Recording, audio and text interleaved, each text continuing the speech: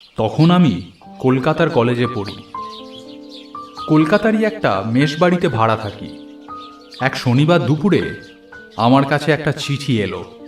চিঠিটা পড়ে মনটা দুঃখে ভরে উঠল। চিঠিটার সারমর্ম খানিকটা এরকম: আমার দাদু হরিপ্রসাদ চট্টোপাধ্যায়, তাঁর শরীর খুব খারাপ, তাই আমি যত সম্ভব তাড়াতাড়ি যেন বাড়ি ফিরে যাই। চিঠিটা পড়া শেষ করে প্রথমটা ভাবলাম কাল সকাল সকাল রওনা দেওয়া যাবে। তারপর মনে পড়ল আমার দাদুর কথা। তার কাঁধে উঠে কত জায়গায় ঘুরে বেরিয়েছি ছোটবেলায়। রাত্রিবেলা তার কোলে বসে কত ভূতের গল্প শুনেছি। সেই সব দিনগুলোর কথা মনে করলে মনটা ভারী হয়ে যায়। আর বেশি দেরি করাটা বোধহয় ঠিক হবে না, আজই যাব। আমি ব্যাগপত্র গোছাচ্ছি, এমন সময় আমার সহপাঠী রতন এলো। কিরে, কোথায় যাচ্ছিস ব্যাগপত্র গুছিয়ে?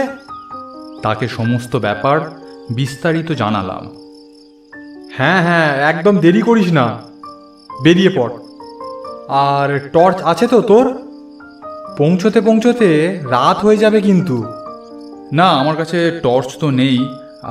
আসলে কলকাতা শহরে টর্চের দরকার পড়ে না, চারিদিকে বৈদ্যুতিক বাতির এত আলো, তাই টর্চ আর রাখি না। দাঁড়া, আমি দিচ্ছি, আমার কাছে আছে। এই বলে সে তার নিজের থেকে একটা টর্চ আমাকে দিল। তারপর সমস্ত কিছু গুছিয়ে বেরোতে একটু দেরি হয়ে গেছিল। যখন আমি শিয়ালদা থেকে ট্রেনে চেপে বসলাম তখন ঘড়িতে রাত 9:30।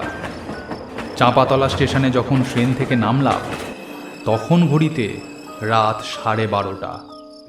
আমার মতন গুটিকতক যাত্রীকে ট্রেনটা নামিয়ে দিয়ে হেলতে দুলতে স্টেশন ছেড়ে রওনা দিল।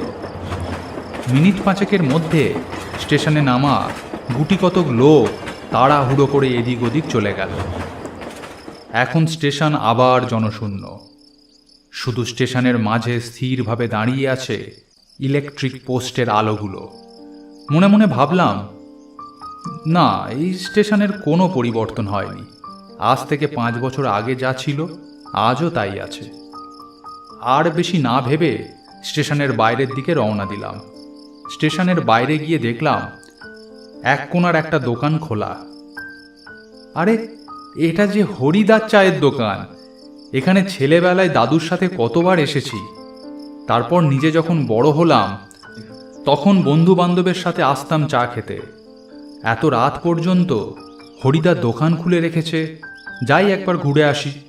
হাঁটতে হাঁটতে গিয়ে পৌঁছালাম হরিদার দোকানের সামনে। হরিদা এক মনে নিজের কাজ করছিল। আমাকে দেখে প্রথম খানিকটা চুপ করে থেকে বলল, অজয় দাদা বাবু যে, তাই বলি দোকানের বাইরে ওই লোকটা কেমন চেনা চেনা লাগছে। তা কেমন আছো দাদা বাবু? খুব ভালো আছি হরিদা, তুমি তুমি কেমন আছো বলো? আমি তো ভালোই আছি একরকম। দাদুকে দেখতে এলে বুঝি? হ্যাঁ হ্যাঁ হ্যাঁ। তা ভালো করেছো। তোমার বাবার মুখে শুনলাম যে হঠাৎ তার শরীরটা খারাপ করেছে, একেবারে বিছনা শয্যা হয়ে পড়েছেন তিনি। হ্যাঁ, আমিও আজই চিঠি পেলাম, তাই দেরি না করে চলে এলাম। সবই ঠিকই আছে বাবু, কিন্তু তুমি কোন রাস্তা দিয়ে বাড়ি যাবে? এত রাত হয়ে গেছে, আর পুরাতন বাঁশঝাড়ের রাস্তাটাও তো মোটে ভালো নয়। তুমি তো সবই জানো। তার চেয়ে পাশেই আমার গাঁ, সেখানে গিয়ে আজ রাতটা কাটিয়ে দেবে এখন। তা পুরাতন বাঁশঝাড়ের দিক দিয়ে যাব কেন? গোয়ালপাড়ার খাল পেরিয়ে যে কাঠের ব্রিজটা আছে সেটা ধরেই যাব। আরে কাঠের ব্রিজ? আমাদের দেশের যা অবস্থা, সরকারের বানানো কোনো জিনিসই আর টিকছে না। মাস 2 হলো ব্রিজটা হঠাৎ ভেঙে পড়েছে। এই রে, তাহলে তো বড় মুশকিল হলো দেখছি। আহা, মুশকিল কিসের? আমার বাড়ি চলুন না, রাতটা কাটিয়ে কাল সকালে বাড়ি যাবেন। না না না হরিদা, তাহলে তো আমি কাল সকালেই আসতে পারতাম। এত রাত্রে হাঙ্গামা করে আসতে গেলুম কেন? তুমি কোনো চিন্তা করো না, আমি ঠিক চলে যাব। সে কি বাবু, বলেন কি? ও রাস্তাটা তো জমের রাস্তা। রাতের বেলা ওই পুরাতন বাঁশবনের রাস্তা ধরে যে কেউ যায় না। আর এর আগে যারা গিয়েছে তাদের মৃতদেহ ওইখানেই পাওয়া গিয়েছে। আরে বাবা, তুমি চিন্তা করো না, আমার কাছে টর্চ আছে, কোনো অসুবিধা নেই। অনেক দেরি হয়ে গেল, আমি এখন আসি।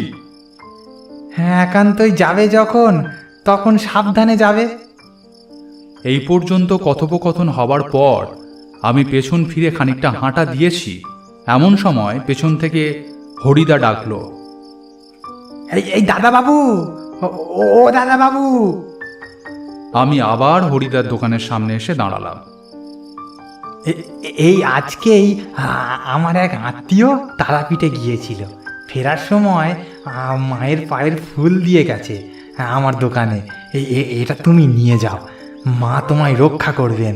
জয় মা। তুমি সে কি করো না হরিদা, কিচ্ছু হবে না। তুমি আর কথা বাড়িও না তো বাপু। এইটা তোমার ব্যাগের মধ্যে নাও দেখি আগে। বাধ্য হয়ে শাল পাতায় মোড়া সেই ঠোঁয়াটি ব্যাগের মধ্যে নিলাম। এবার আমি তাহলে আসি হরিদা। এসো, সাবধানে যাবে। এই বলে আমি হাঁটতে শুরু করলাম। লাল কাঁকড় বেছানো রাস্তার দুই দিকে মাঠ, ধান ক্ষেত, আবার কখনো কখনো আম কাঁঠালের বাগান। মাথার উপর আকাশে কাঁস্তের মতো বাঁকা এক ফালি চাঁদ জেগে আছে। বড় বড় গাছ আর আম কাঁঠালের বাগানের মধ্যে নিকষ কালো অন্ধকার জমেছে। হাতের টর্চ জেলে আমি আপন মনে হেঁটে চলেছি।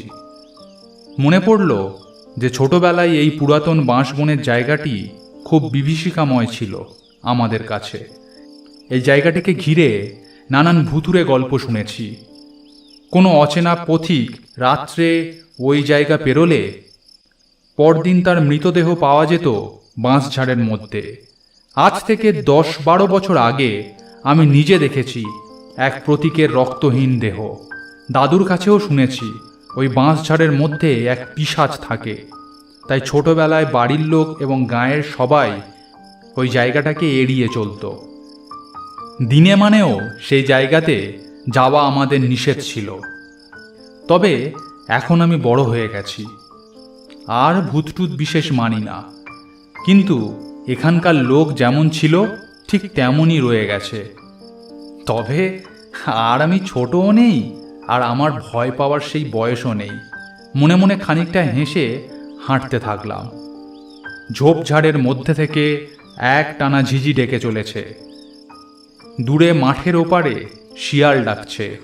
সে ডাক শুনলে মনে হয় সেটা যেন শিয়ালের ডাক নয়, রাত্রের প্রহরের ঘণ্টা বাজছে। গাছপালা, ধান ক্ষেতের ওপর জোনাকির মেলা। আকাশে চাঁদ ছাড়া আর কোনো নক্ষত্র দেখা নেই। চাঁদের ওপর থেকে পাতলা ধূসর মেঘ উড়ে যাচ্ছে।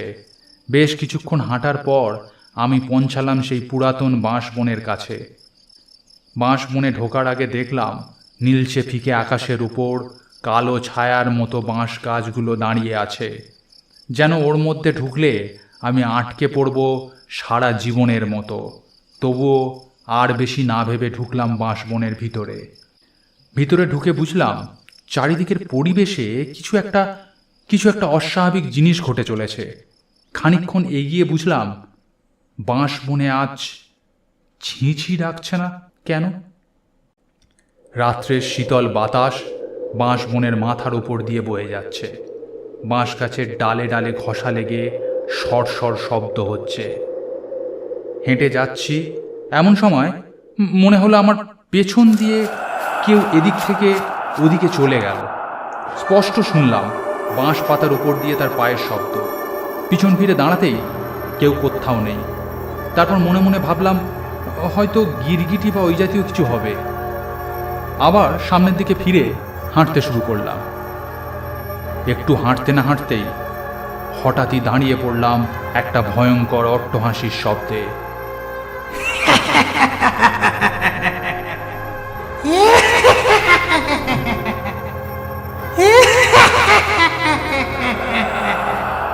সে হাসি শুনলে শরীরের রক্ত যেন জল হয়ে যায়। হাসির উৎস খুঁজে পেলাম না।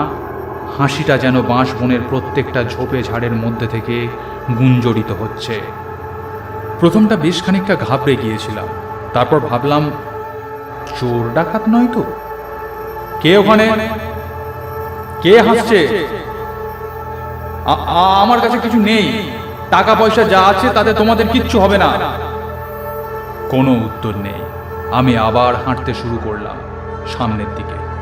এমন সময় কানে এলো একটা নিঃশ্বাসের শব্দ, এবং তার সাথে ভেসে এলো লোলুব্ধ জীবের সরাত সরাত শব্দ। সে শব্দ অনুসরণ করে দেখলাম বাঁশ গাছের ডালের উপর বসে আছে এক নিভাস কালো মূর্তি। তার শরীরের রং এতই কালো যে প্রায় সে অন্ধকারে মিশে গেছে। তার দুই চক্ষু রক্তের মতো লাল। হঠাৎ দেখলে মনে হয় দুটুকরো কয়লার অঙ্গার জেগে আছে তার শূন্য দুটো চোখে। তার লাল টকটকে জিভটা প্রায় 2-3 হাত বেরিয়ে আছে মুখ থেকে, এবং সেটা একটা সাপের জিভের মতো এঁকে বেঁকে বেরোচ্ছে মুখের ভেতর থেকে। ক্রমাগত নড়তে থাকা তার লাল টকটকে জিভ থেকে বেরোচ্ছে। এই দৃশ্য দেখে আমি যেন ভয়ে চিৎকার করার শক্তিও হারিয়ে ফেললাম। পিঠের শীত দাঁড়া বেয়ে উঠে আসছে এক হিমশীতল স্রোত। তার মণিহীন চোখের দৃষ্টি যেন আমার উপর নিবদ্ধ। তার লোলুব্ধ জিভটা আমার কাছাকাছি এসে কিসে যেন বাঁধা পেয়ে ফিরে যাচ্ছে। খানিকক্ষণ এরকম চলার পর হঠাৎই সেই মূর্তি আমার চোখের সামনে থেকে মিলিয়ে গেল। আমি এদিক ওদিক খুঁজে চলেছি, হঠাৎই আবার সেই শব্দ ভেসে এলো ঠিক আমার পেছন থেকে। একটা বাঁশ ঝাড়ের উপর থেকে উল্টো হয়ে ঝুলে আছে সেই পিশাচ মূর্তি। তার জিভটা একটা হিলহিলে সাপের মতো এঁকে বেঁকে চলেছে ক্রমাগত। হঠাৎ তার মুখ ও গহ্বর থেকে একটা তীক্ষ্ণ স্বর বেরিয়ে আসতে লাগলো। সেই শব্দ শুনলে কানে যেন তালা লেগে যায়। সেই আওয়াজ এতই প্রচণ্ড যে মনে হলো আমি এক্ষুনি অজ্ঞান হয়ে পড়ে যাব। এমন সময় হঠাৎই আমার মাথাটা পরিষ্কার হয়ে গেল। আমি দৌড়তে লাগলাম আমার গ্রামের দিকে। বাঁশবন, ঝোপঝাড়, কাঁটা ঝোপ সমস্ত কিছু পেরিয়ে দৌড়তে লাগলাম। দৌড়তে এক সময় গ্রামে পৌঁছালাম। কিন্তু ভয়ে আমার দৌড়ানো থামলো না, একেবারে থামলো আমার বাড়ির সামনে এসে। প্রায় আমি হুমড়ি খেয়ে অজ্ঞান হয়ে পড়ে গেলাম মাটিতে।